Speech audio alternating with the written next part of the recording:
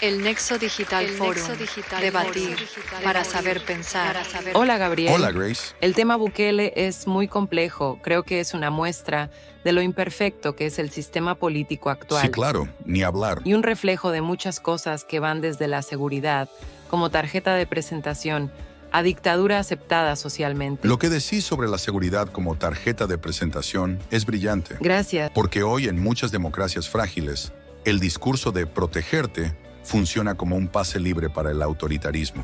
Y lo peor, no solo se acepta, se celebra.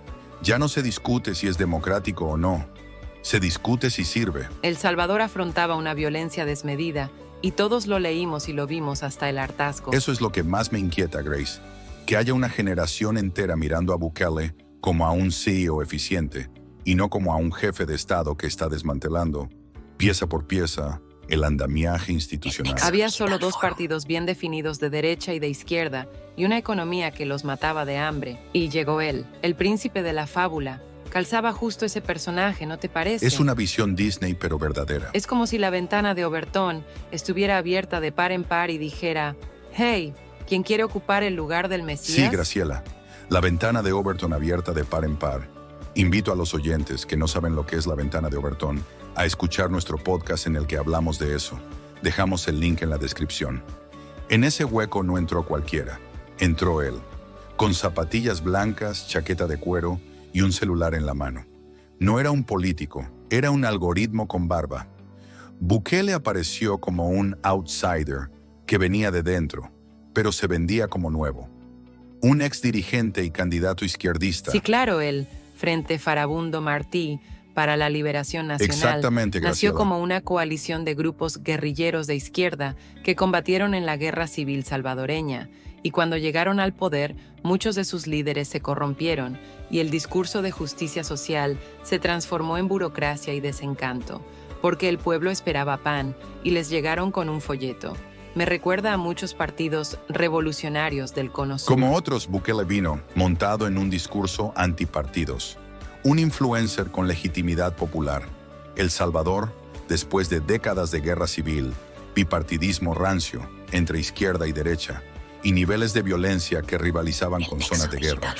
Estaba exhausto, literalmente harto. Y cuando una sociedad está así, no pide instituciones, pide milagros.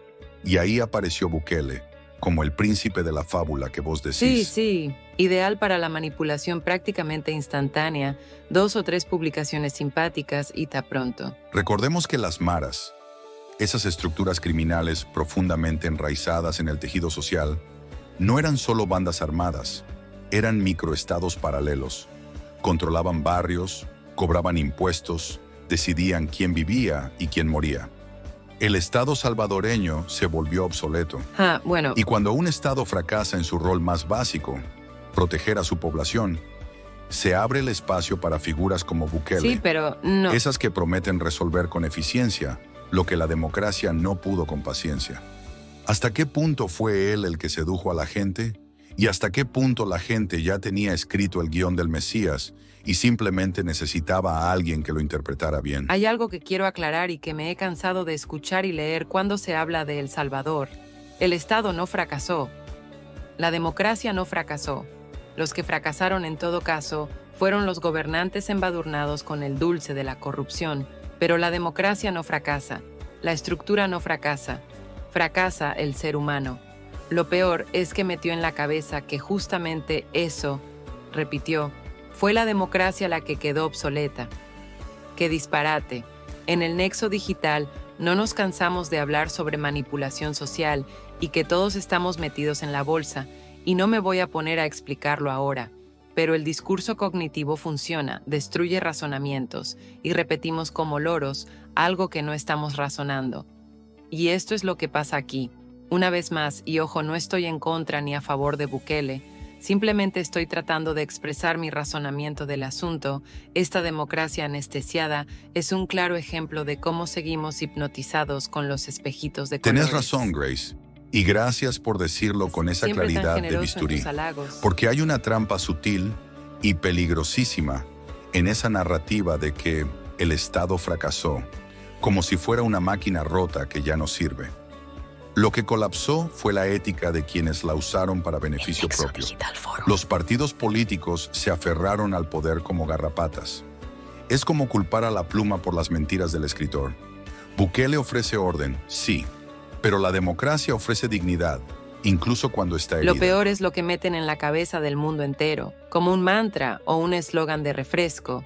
Repiten la frase, fue la democracia la que quedó obsoleta. ¡Qué disparate! Porque sí, el verdadero golpe no fue institucional, fue cognitivo. Bukele y tantos otros no destruyen la democracia con tanques.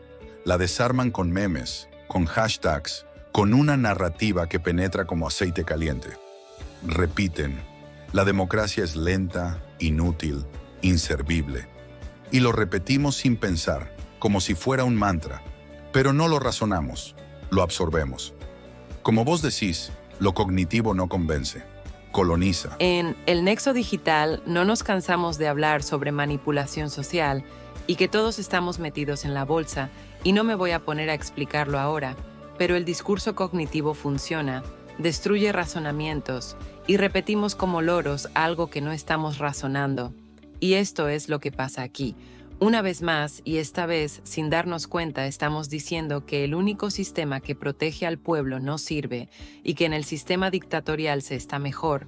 Claro, no vivimos en El Salvador, ni en Cuba, ni en Venezuela, y escuchando lo que estoy diciendo pienso, Bukele viene de la extrema izquierda salvadoreña. ¿Será casualidad? Otra vez la izquierda atentando con la democracia. Eso es harina de otro costal. Sigamos con Bukele. Y entonces no hace falta censurar medios. Basta con lograr que la gente no quiera escucharlos. No hace falta cerrar el Congreso. Basta con lograr que todos lo desprecien. Es una manipulación quirúrgica del deseo colectivo. Y eso, Graciela, eso es más peligroso que cualquier dictador con tanques. No estoy ni en contra ni a favor de Bukele. Simplemente estoy tratando de expresar mi razonamiento del asunto. Esta democracia anestesiada es un claro ejemplo de cómo seguimos hipnotizados con los espejitos de colores. Y agradezco que aclares que no estás ni a favor ni en contra. Porque el verdadero pensamiento crítico no busca héroes ni demonios. Busca complejidad. Y eso, Grace, en este mundo de frases de 5 palabras, ya es una revolución. Mira, que entiendo perfectamente si me dicen que no hay otra forma de gobernar a los salvadoreños que una dictadura maquillada, porque son en su esencia violentos, corruptos y nacen tatuados de pies a cabeza. Pero esta farsa es más compleja. Imagínate que mañana se le ocurre a un político acá en Uruguay hacer una campaña mediática como la de Bukele, estaríamos en el horno, porque en ese tipo de campaña se puede inculcar cualquier idea. Y a las pruebas me remito. Hubo y habrá gente que cree que diciendo amigues en lugar de amigos está siendo. No me sale la palabra. ¿Inclusivo quizás? Inclusivo, ahí me salió. Esa paradoja que planteas es tan amarga como cierta. Si decís que para gobernar a los salvadoreños solo sirve la dictadura, sos un fatalista. Pero si usás esa excusa para perpetuar la dictadura, sos un arquitecto del desastre. Y claro, lo de la campaña mediática es la joya de la corona. Bukele entendió y usó la cultura digital como nadie en la región. No es solo un político, es un producto viral. La gente no votó solo por un plan de gobierno. Votó por un meme con zapatillas blancas y frases pegajosas. Eso, en Uruguay, Brasil o donde sea, sería un arma de doble filo.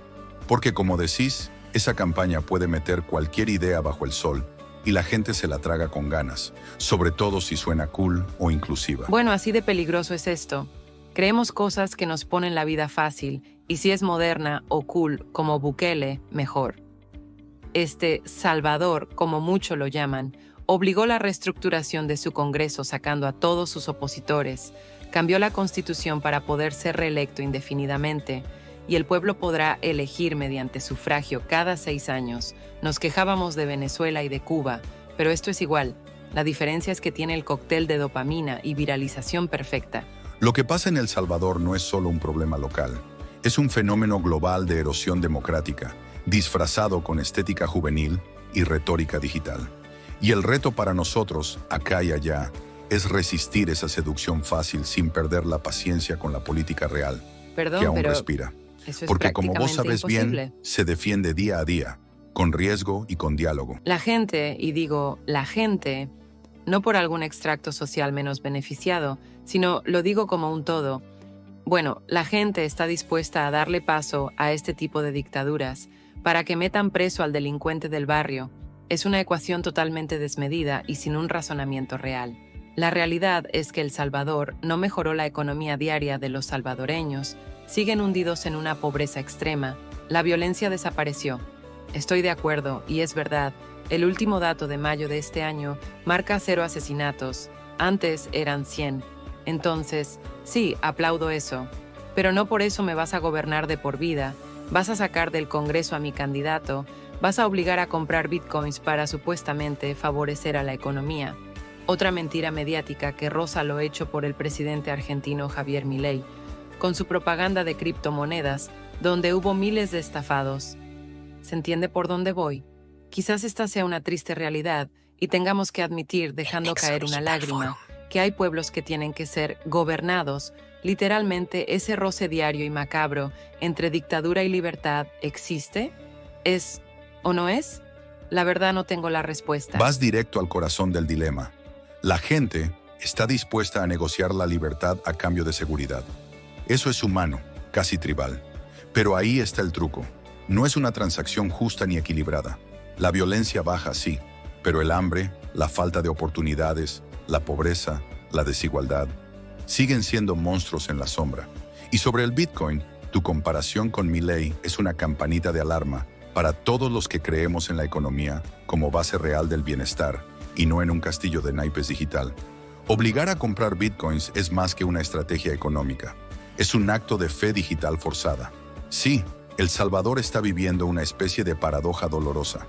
Pobreza extrema que no se mueve ni con el brillo de la criptomoneda. Embargos y aislamiento que complican su inserción en el tablero global. Educación que se tambalea, sin políticas claras para el futuro. Manufactura nacional que agoniza como un fantasma industrial. Congreso desmantelado, medios amordazados y una constitución tuneada a la medida del poder. Una cárcel colosal que no solo contiene criminales, sino también voces disidentes y ciudadanos comunes arrojados a un limbo jurídico. Es la metáfora perfecta del apagón democrático. Eso, Graciela, es la era Bukele en su cruda esencia. Se dio de baja al Congreso y se censuraron el 90% de los medios de comunicación. Se cambió la Constitución para 2 cosas que hacen mucho ruido. La incorporación del Bitcoin como moneda de uso legítimo, causando un desastre macroeconómico en la población más vulnerable, y se aprobó una ley de reelección a perpetuidad. Pero claro, tienen la cárcel más grande del mundo con más de 600,000 presos, donde no solo hay delincuentes tatuados, sino gente que opina diferente, sindicalistas y otros que pasaban por ahí, sin juicio, sin condena y sin derechos humanos, como puede ser algo tan sencillo como apagar la luz para poder dormir. Y no creas que defiendo a los delincuentes. No, aquí hemos hablado bastante sobre la romantización de la delincuencia, así que lo tengo claro. Hablo de que tendríamos que ser mejores que ellos. Pero ese es un pensamiento en este mundo. Se ve que en el mundo de El Salvador no es así, no funciona de otra manera, y tendremos que aceptarlo. Pero, y ahí es donde está la esperanza. Incluso en los rincones más oscuros, la resistencia brota. La historia nos muestra que ningún régimen autoritario sobrevive para siempre. Pero, mientras tanto, la gente sufre, como los venezolanos, los cubanos, los haitianos, como lo sufrieron los armenios, los charrúas y todos los pueblos que sufrieron de una dictadura camuflada de civilización angelical. La pregunta es, ¿hasta cuándo? Exacto, Grace. Mientras debatimos las estructuras y las estrategias, la verdad que no podemos ni debemos olvidar es que la gente sufre. No son números en un informe, no son estadísticas de un boletín oficial. Son vidas que se parten en 1000 pedazos. Los venezolanos que abandonan todo buscando una pizca de dignidad. Los cubanos que navegan mares de incertidumbre con la esperanza como único timón. Los haitianos atrapados en una violencia sin fin. Los armenios, los charrúas, los pueblos que la historia marcó con cicatrices indelebles. Dictaduras camufladas, regímenes que se visten con el ropaje de la civilización, con la sonrisa amable de la democracia, mientras apagan una luz tras otra. Porque mientras el poder se disfraza, mientras la historia parece repetirse, la humanidad que sufre tiene que ser nuestra urgencia. no solo nuestro tema de conversación. Bueno, te dije que este iba a ser un tema complejo. Sí lo es. Le decimos a nuestra audiencia que desde el Nexo Digital no imponemos verdades, solo debatimos ideas y cuestionamos realidades humanas. Aunque la información de este podcast es generada con ayuda de inteligencia artificial, el corazón que lo edita es profundamente humano, y desde ese corazón nos dirigimos a todos, no para convencer, sino para compartir pensamientos, con la única convicción de querer, sinceramente, un mundo mejor para todos. Nos escuchamos. Nos escuchamos en el próximo, el Nexo Digital Forum. Hasta la próxima. Lo escuchaste en exclusiva por el Nexo Digital.